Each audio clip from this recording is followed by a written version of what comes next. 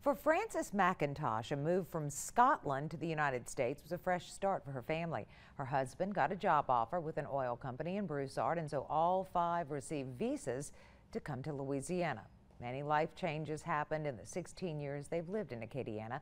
She's now a single mom, put herself through school, and has her own business. But as our Katie Lopez explains, despite all that, Frances and her family live a life of uncertainty. Katie.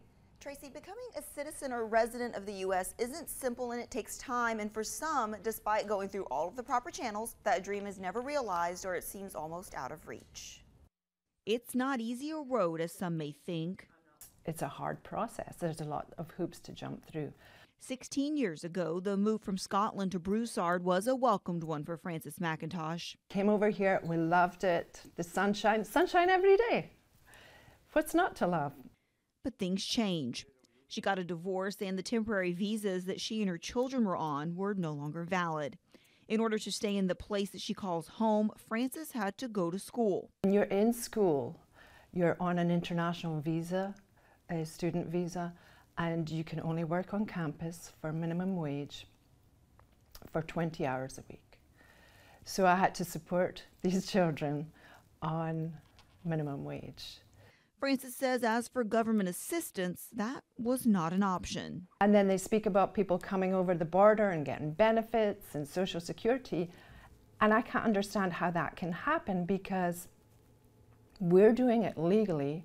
We can't get benefits or Social Security. My children didn't have Social Security numbers until they went to college, where they were working on campus. They don't qualify for any benefits or TOPS or FAFSA. It's harder than people think. But Frances pushed through, finishing school, but with that accomplishment came another roadblock. In order to work in the U.S. legally, Frances needed an H-1B visa. Now, to break it down, there are only 65,000 of those for people with a bachelor's degree and 20,000 for those with a master's.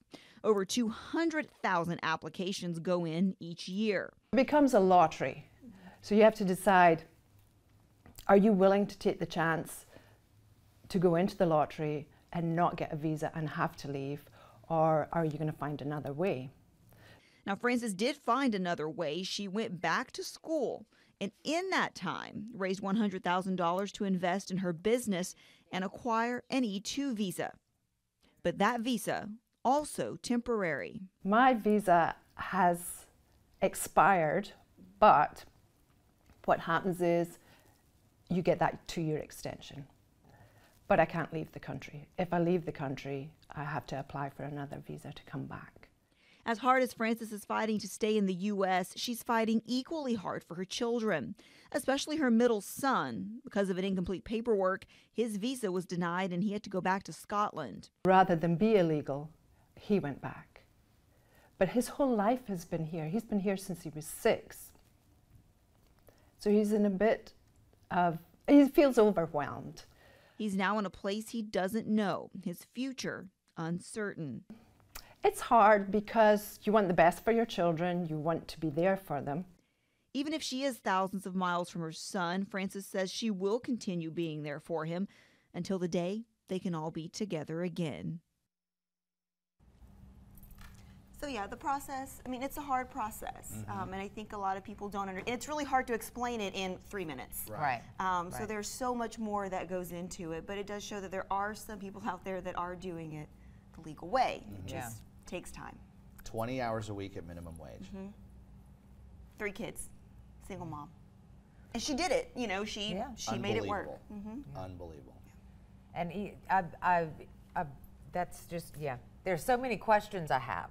You know, like you said, there's so much you can say in 3 minutes. Yeah, and like I said, you know, people doing your research, you know, because like I said, there's so much. I mean, you can't. We can go on for hours on this process, and I think still, some of it is still confusing to those of us that have not had to go through it. Right. Thanks for bringing us that story. Thank you, Katie. Time now is 5.